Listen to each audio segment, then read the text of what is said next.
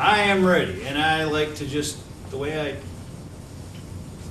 do these things is just kind of a relaxed conversational type of deal, so if at any point anybody has any questions, just kind of shout them out at me and we'll figure it out. We'll kind of walk through everything. My name's Steve Miller. I work for the Dane County Sheriff's Office. I work on the traffic enforcement team. So all I do all day is work and focus on traffic laws in our county and the traffic issues in our county. And our goal is to try to reduce crashes, motor vehicle crashes, problem solve areas where we see recurring problems. Part of my job is to educate drivers, so that's why I'm here today. And I write a whole lot of tickets. So, like I said, if you have any questions, feel free to just shout them out and we'll go from there. So, one of the things I do to stay current on local traffic issues is I participate and attend the Dane County Traffic Highway Commission meetings. Every county in our state has a traffic highway commission. It's required by state law. And what it's intended to do is bring all the shareholders in traffic safety together to problem solve issues in the county, traffic issues. Those issues can be as simple as getting a crosswalk somewhere to as complex as trying to figure out how to get people to use roundabouts the correct way. And everything in between. Usually the first thing we do is talk about fatal and serious injury crashes and see if there's any recurring theme in those events. And we go in and we talk with the traffic highway engineers because they attend. We have attendance from the district attorney's office. We usually have some sort of emergency management personnel there. Several local law enforcement agencies, EMS and fire personnel, as well as county and state DOT members. So I bring that up because during the last meeting, they made a list of talking points. So that's going to help me kind of talk about a few things that are going on. If at any point you feel you have any questions that's not on this list, or this list triggers a question that you have, feel free to just shout it out. So, I did mention that due to several ongoing political issues in our state, there haven't been a lot of changes in traffic law, which is good because prior to that there were quite a few changes. It gives the public a little chance to catch up. So, but one of the new things that's coming very soon is a new texting ban or anti-texting, anti-phone use law that's coming up. Texting has been made illegal while driving. However, in its current form, it's almost impossible to enforce. It just, in my opinion, and this is just opinion now, it's a very poorly worded statute. The reason I say that is because it limits the enforceability to creating a text message or email. You're not allowed to create a text message or email while driving. But what can we do with our phones? Today we can do just about anything. We can search the internet. We can play video games. We can, heck, we could write a novel. If you're Directions? Get directions. You can use a GPS application. All those things are legal to do while driving as long as it doesn't distract you from driving. But texting, creating a text message or email is illegal. So as you're driving down the road going like this, how am I supposed to know if you're creating a text message or if you're writing a novel. I can't. Even if, Don't when you get the phone, God, I see so many, even when I have a driveway, got that thing out of here, and God, I wonder how they can drive with the phone on the ear all the time. A lot of them don't very well. right, sometimes. But remember, kids today have kind of been training for this their whole life. And what I mean is they've been growing up playing video games and computer games and learning how to multitask with electronics. So there is some sort of unintentional or unintended training going on with kids in multitasking. So they're used to it. There are some unintended results as well, because their attention span is lower than it's ever been before, and that kind of thing. But there is, the kids today have a little bit more ability than they would have when I was a kid, for example.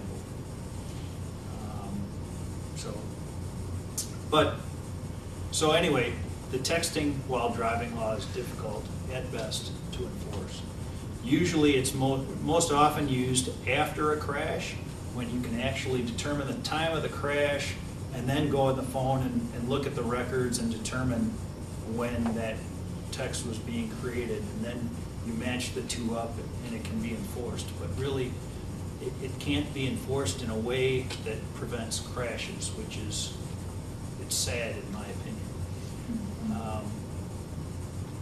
But there is a new law coming down the chute that's, I believe, and I have not heard much about it. I just read something in the newspaper the other day. But it gives me hope anyway that starting November 1st, there will be a law that probationary drivers and drivers with instructional permits will not be able to use a cell phone while driving. Now again, if I'm sitting on my motorcycle or in my squad car enforcing traffic law, how am I supposed to know what kind of license somebody has when they go by with their phone to their ear? I can't.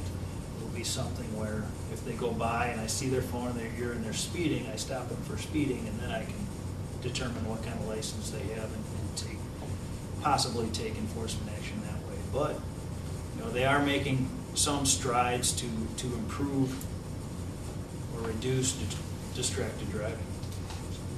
But you said that you can't use a phone when driving? Only the drivers, as of November 1st, with probationary or instructional permit licenses will not be allowed to use phones. Oh, but anybody else can use? Anybody else with a regular driver's license will be allowed to use a phone. Or if you don't have a license, you'll be allowed to use a phone. Great. Yeah. So you're okay, Terry, you can use your phone. So, it says here, one of the bigger issues is failing to yield to emergency vehicles and make sure people are pulling to the right and not to the left. Emergency vehicles, one of the things we learn in driver's ed is to pull to the right and stop for any emergency vehicle, and that's defined as any authorized vehicle running with flashing red and blue lights or flashing red lights, and a siren. If one of those vehicles comes up behind you, you're required to yield to the right and to stop. What we're seeing a lot of times is some cars will yield to the right and keep going at the same pace. That creates a hazardous situation for emergency drivers, because if they need to change lanes or whatever, they won't be able to do that. Some drivers will pull onto the shoulder and continue at 55 miles an hour on the shoulder. Other drivers will pull to the left instead of the right. That creates an issue because You're on the wrong side of the road. you're not only on a divided highway like the Beltline, some people pull to the left shoulder. Okay. The problem is most people, or anybody that knows the law, expects that person to pull right, first of all. Second of all, as an emergency operator, since the law requires everyone to yield to the right, I expect to pass on the left if I need to pass a vehicle. And if you pull to the left, that takes away my, one of my options. Thirdly, it creates, if I'm making a traffic stop on a vehicle and they pull to the left, it creates a hazardous situation for me, because now I'm on, closest to the traffic lane where cars are going the fastest. Also, if I'm on my motorcycle, I always dismount on the right side.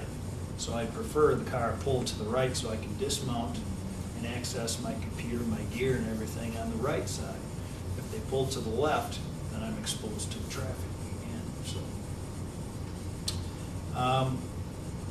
Along with that goes the move over law. That's been in effect for several years now. But again, if you're passing any stopped emergency vehicle on a multi-lane highway, like the Beltline or 18151, you're required to change lanes prior to passing that stopped vehicle, whether it's a fire truck, an ambulance, a police car, or even highway maintenance vehicles or tow trucks. Those all count. So if those vehicles are parked on the side of the road with their emergency lights flashing, you're required to change lanes away from that vehicle. If you cannot change lanes due to traffic conditions or whatever, or on a two-lane road where there's only one lane available, you're required to significantly reduce your speed prior to passing the vehicle. So that's just a safety measure, and I think you may or may not remember a couple of years ago we had a county highway worker killed up in Sun Prairie. And that's one of those instances where had that person, the driver that hit the county highway worker, complied with that law, that crash never would have happened. But unfortunately it did, and that was the law that he was cited with. So hopefully we can avoid that. Any questions on any of that so far? Do you know if the young person who's testing for his license or her license, if they are taken around the roundabout during the test? I don't know. Because I really think we have to start with the youngest people on these roundabouts, because I think they're gonna be around a long time. They will be. They will be. They have an advantage though, in that they haven't spent 20, 30, 40 years driving without roundabouts. So they're starting with a clean slate. It'll only take them a few times getting through it before they understand it or get used to it. And every time they do, it reinforces hopefully good driving behavior. I am confident, although I have no firsthand knowledge, I'm confident that they're instructed in roundabouts because the Department of Transportation is making a lot of efforts to educate the public on roundabouts, because that is the direction they are taking our highway system for a lot of reasons. My first roundabout was in Scotland. Scotland had roundabouts for a long time. Yeah, a lot of places in Europe has had roundabouts for a long time. Not only that, you had to drive on the other side of the road. Whatever it was just terribly confusing to the daughter that was doing the driving. But she says, Mom, these are the things of the past. These are the things of the future. This really works. And this was several years ago this happened. So when they started coming here, I remembered my experience in college. I was just driving along. They handle roundabouts. The advantages to roundabouts is that the first big advantage, or the biggest advantage I see, is that they handle a lot more traffic than a regular intersection can, and they handle it more efficiently. So where you see intersections where they used to have huge backups in traffic, especially at rush hour, now there's no backup anymore, and the longest you usually see is 2 or 3 cars, just because there's 2 or 3 cars in the circle already. So there's a lot of efficiency gained in that way, a lot less wasted gas and wasted time. And the safety benefit is that theoretically, there are fewer crashes. But even when there aren't fewer crashes, as a recent study suggested in Wisconsin, the crashes are less severe, significantly so. They're more like side swipes instead of full angle crashes. And it's starting to significantly reduce the intersection-related fatal and serious injury crashes. My guess is the crash rates in our roundabouts in Wisconsin will start to decrease as more and more people get used to them. I think right now there are two issues going on. One being the general public is still getting used to the roundabouts. Many people have never been through them even, many drivers. The other issue is we haven't really done any enforcement in roundabouts. Law enforcement is getting used to it just like everybody else. So you have to really look at it and see what kind of enforcement approach we can take before we take it. And we have to get the district attorneys educated and online with our enforcement efforts because they have to understand the issues as well. And once we do that, then we can start enforcing things and maybe bring some speeds down, because that's one of the issues. Is once people get comfortable with them, they fly through them, and then all of a sudden they're sideswiping people or whatever. But good. Any other questions with roundabouts? Have we had any significant accidents on this one out on M? So the traffic really flies through there once in a while. Yeah, I don't know. No. I haven't heard any first, like when I'm working, I haven't heard any on the radio or anything like that. Of course, they got that other lane that if you're going down the speedway there, you don't have to go through the roundabout. So that probably saves a lot. Right. Yeah, I can't give you an answer on that. I know there's one in the city of Madison that does have a lot of crashes, but the crash severity has been reduced compared to before they had roundabout. So it's still, that particular intersection is still on Madison's top 10 list for crashes, but reduced crashes compared to before. So. In Detroit, there are a lot of these roundabouts, Michigan. And oh yeah, Really? Yeah, there are so many. and do you know? Did you spend a lot of time in Michigan, or? Yeah, I spent. Okay, and what were the results there? Do you know? And the roundabout was very easy to go through, rather than the lights. Okay, Yeah, good, definitely. good. It's always good to bring personal experiences into the conversation. And also there was the one death, I think, in downtown because of texting. Oh, sure. You heard about that? No? There was an incident, I think, 2 days back. The girl was texting on the telephone, and then she hit someone who was on the side of the road, and she killed.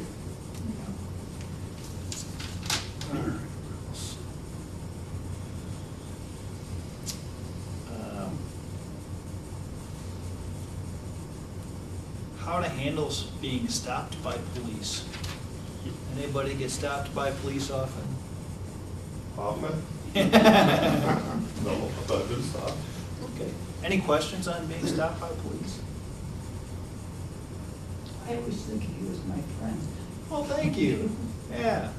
I mean, and we are. I'm sure of that. Any concerns, this brings something into my head, any concerns with concealed carry or questions about concealed carry? Oh, that's not good. Not good? Okay. From your end, I think it would be a very tough situation. It adds certain dynamics to my job, sure.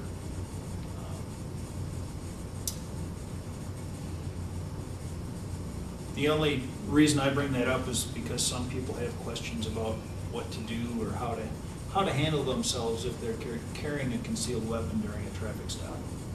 And what I usually tell people is, what I prefer, make me aware of it if you're carrying a concealed weapon.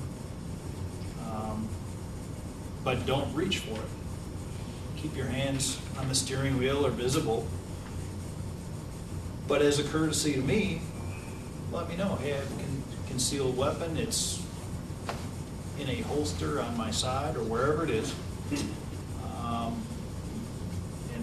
And I have a concealed carry permit for it. You know, if you give me the heads up, that's kind of calms things down a little bit, so. I guess I don't see where that's even a necessary. How many common folks are gonna have a concealed weapon, or any weapon for that More than you matter? might think. Really? And I do come across it during traffic stops, and, you know, you can make the argument for and against its need. It would be inappropriate, since that's such a hot button issue, inappropriate for me to make comment as to my opinions on it, but, I don't think they should be, that's my opinion. but, you know, if you do have a concealed weapon, then just let me know about it, and we'll go about our business. For instance, like here, this building right here, do we have a city ordinance about bringing concealed weapons into the, Yes, we do. do we have a sign posted? We should have. Mm-hmm, right out here. Do. How would we know that if somebody did or didn't? That's the question. Don't unless you see it. No? That's the tough part. I mean, and you're not gonna pat everybody who walks through the front door No. down, and metal detectors are another story, so it's a tough one also. Yeah, you can see all kinds of problems putting a metal detector in the senior center, right?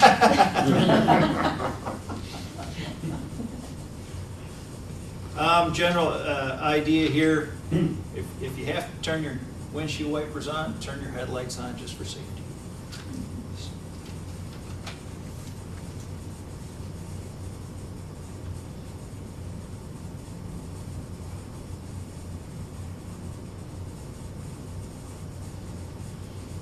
You know, these newer cars, they have headlights that come on automatically now, a running light, kind of like, you Yep. know? I think that's a good thing. It I agree is. with that. Yeah. I like the fact in my headlights. Makes me a little more, you know, people can see me. Yep. Yep. And, yeah, I like it too. And motorcycles have that written right into the law. In fact, today you can't really even buy a motorcycle, a new motorcycle, without having the headlight already on. Okay. But, yeah, they are making that in cars as well, and it's helpful. Yeah. There are some times, you know, during a rainstorm or whatever, if it has automatic on headlights, they don't necessarily come on, but, you know, there's a switch there, let's use it, yeah, just for your safety.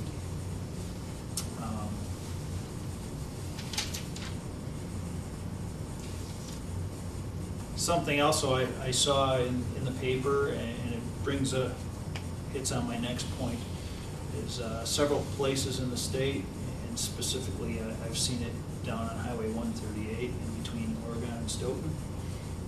They're trying rumble strips in the middle of the highway, by the dividing line, as well as on the shoulders road. What they're trying to do there is try to reduce head-on collisions by crossing over the center line. I think that would be helpful, especially for people falling asleep. But one of the things that we do see as far as crashes go is a lot of head-on crashes aren't from just simply veering left of center. What we see fairly often is someone will veer off to the right shoulder of the road and get onto the gravel, and then they'll be startled and swerve back to the left, and that'll cause their rear end to lose traction, and then it'll slide across the highway uncontrolled into the opposite lane of traffic. And that's where we see the serious head-on collisions.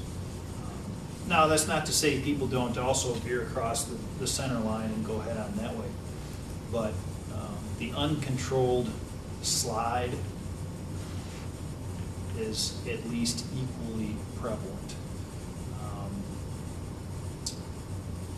I bring that up just to make you aware of it. First of all, that there will be rumble strips in the center of some of our highways. So, if you go to pass somebody or turn left or whatever, don't be startled by the rumble strips in the center of the road. But also, just to make you aware, there are different dynamics. And if you go off the right shoulder of the road for whatever reason, don't panic, don't suddenly swerve, just make sure you have control, kind of let off the gas, make sure you have traction, and kind of ease it back up onto the road. That'll hopefully prevent that uncontrolled slide. Any questions on any of that?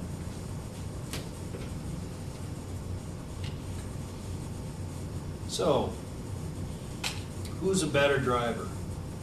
The 16 to 18 or 16 to 20-year-olds or the 75 to 85-year-olds? I don't do very much in my class in that age. It's okay. I try and be smart with what I do. But I'm planning on not doing a whole lot.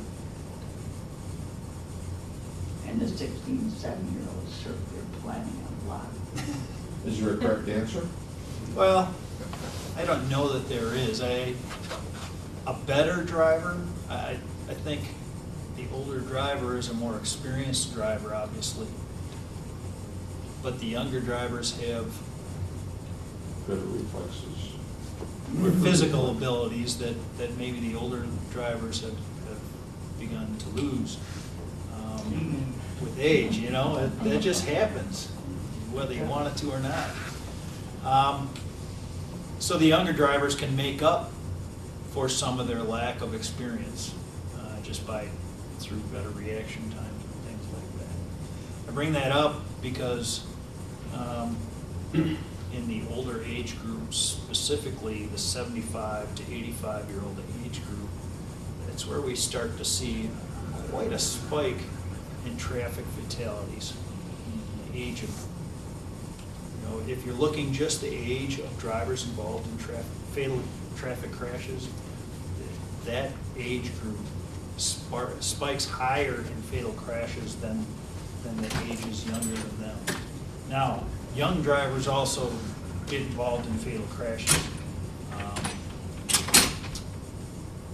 just not to the extent that older group does.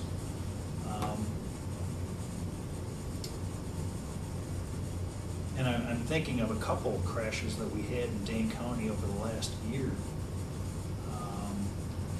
involving drivers in that age group, and they involved pulling out in front of traffic. And I don't know if it's, I wasn't involved in those crash investigations, so I don't know what the factors were, but just speculating, thinking in my head, what could they be? I'm wondering, I'd imagine they took their time and checked for traffic. I don't imagine somebody would intentionally drive through or past a stop sign without stopping. But I could see somebody maybe accelerating slowly and being in a place or in a position where they couldn't get out of the way in time. So, I could also imagine somebody not seeing something, pulling out and not reacting to the changing environment fast enough. So those could possibly be issues. I think those stoplights. Stoplights, yeah. Oh, yeah, having knowledge of the area is certainly important. Yep. And know the best and safest route to get to a certain destination. Every year, I come across a handful of drivers that probably should not have their license anymore, probably should not be driving. That's always difficult. It's difficult for anyone to admit to themselves that either their physical abilities or mental abilities or both have declined to the point where it's just not safe to operate a 3,000-pound car. It's difficult for me To enforce that. to tell them that, you know, to explain that to somebody, and it's difficult for them to hear. And, A lot of times, there's no options for them too. right, Live in a town where they don't have any other type of transportation. and I have had an occasion to enlist the help of family members. And family members have actually called me concerned with their loved one, fearing that they are not only putting themselves in jeopardy, but also other drivers. So I try to help them in any way. I told my kids, if I shouldn't be driving, you must tell me. It will be hard for both of us, I'm sure, but more for me. And if you tell me that because you've been good to me and always taking good care of me when I needed it, I will listen reluctantly, but I will. However, then you gotta figure out how I need to get around. Yep. Exactly. And I said, I don't know if that was that thing that made them decide it was all right for me to drive around town. It's difficult because, you know, Yeah. we have a lot of freedom when we drive. You know, Yes, we do. we can get around and do the things that we need to do, but We can go and do the things we forgot to do before and go back and do it. exactly, yep. Story of my life. What are some signs that we can look for? Anybody have any idea what are some signs we can look for to help identify somebody who maybe shouldn't be driving anymore? Excessively slow. Excessively slow. You know, especially when you're up in the 45-mile-an-hour category, and you're cruising along at 20 or 25, that might be a sign. Yep. But if you're at 25 miles an hour speed area and you're only going 15, that might not be such a, No, but you gotta ask yourself, yeah. what are the things that are making that person go 30 mile an hour below the speed limit? Is it that they can't see well enough? Is it that they don't feel they have the reactions well enough to control the vehicle at a higher speed? What are those issues there that make them feel like they can't go any faster? And those are the things that we can document, you know, to really make, or either confirm the case that the person shouldn't have the driver's license, or conversely, you know, say, no, that's just fine, you know, so. Can you get a ticket for that? Driving too slowly, absolutely, Okay. yep. And I know Madison traffic, I don't like driving in Madison anymore. I mean, in emergency situation, I probably could, you know, if I had to take my wife to the doctor or something, but otherwise, I usually call on one of my kids to take us into town. Well, it's valuable for each one of us to know our limitations. Yeah, exactly. Another thing we can look for is if a person you know planned on running to the grocery store and back, and they're supposed to be gone for 15 minutes or so, and they come back 3 hours later, and you ask them, where did they go? They had talked to someone there. You got talking to someone, or I just went for a ride. They're not likely to tell you that they forgot, or maybe they will tell you they forgot what they went to the store for, or, you know, they're not likely to tell you they got lost, you know, and maybe they did get lost going to the store 3 blocks away. Yeah. That's not uncommon. But that's another thing to look for. If they're frequently, you know, an hour or more beyond what's the expected travel time, that's something to at least ask the question about. And in addition to all the you know, decreased physical abilities, the eyesight, hearing, balance, dexterity, or any mental issues going on, so dementia. What is the best policy when see the flashing yellow light? Flashing yellow light is Sorry, not flashing, when see the yellow light on the intersection. intersection, okay, so a traffic control signal that changes to yellow. Yeah.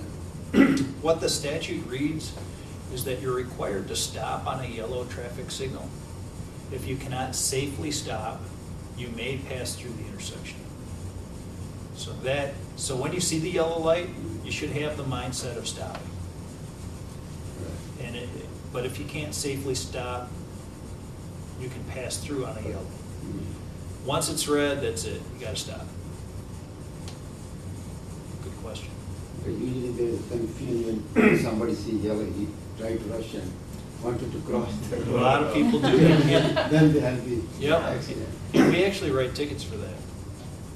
Entering an intersection on a yellow, we'll make the evaluation, you know. What usually happens is we'll see somebody, if the light turns yellow, somebody hits the gas, it'll turn red when they're halfway through the intersection. I'll stop that and issue the citation for entering an intersection on a yellow. Because they did. When they had, you know, if the light turns red while they're in the intersection, chances are they had the opportunity to stop. If not, they were in the intersection under a red signal, and that's not legal either, so. And they were going too fast to stop. Right, Right. yep, yep. So is there a set standard for how long the light stays yellow? No. Is that up to the traffic engineers that design the, Yes, is there some of them that don't have to give you time to slow up? and some of them change at certain points during the day. Oh, they do The different, timing will change depending on you know? the expected traffic for a certain time period. But yeah, traffic engineers set the timing on And, those. So if there is an intersection where you think the timing is unreasonable or it's just not right, which does happen sometimes, Yeah, they are, you know, basically a computer running it, and if something gets struck by lightning or whatever, could be off. it could be up. So feel free to call your traffic engineer and say, hey, you might want to check this intersection and make sure the timing's right. Good question.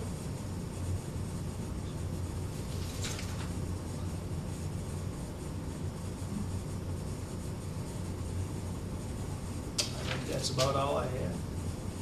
Any questions, any other questions? Some of these stoplights must have like a eye on them, because there's times I won't get a left arrow to turn, and my son told me I have to pull up closer to that white line so that the spotlight, of whatever it is, will recognize there's someone waiting to turn, and then the next series comes through, that left arrow will appear then. It's not an eye, but there is a sensor in the pavement. Well, a sensor. It's a magnetic sensor. Basically, and quite often you can see a 1/4 inch cut. Either it's a rectangle in the pavement, sometimes it's just a line back and forth. Okay. But what they do is they cut this, usually it's a rectangle, and then they'll cut the rectangle in the pavement, and then they'll lay a wire into that rectangle and then seal it up. And it'll sense, since it's magnetic, anytime there's any significant steel above it, it'll sense that. That's what And it triggers it, yeah. Sometimes motorcycles don't have enough metal on them to trip that. So a couple of years ago, the law was changed with a sort of an exemption for motorcycles. What it says, in case you see a motorcycle running a red light, what it says is that a motorcycle must stop for a red light.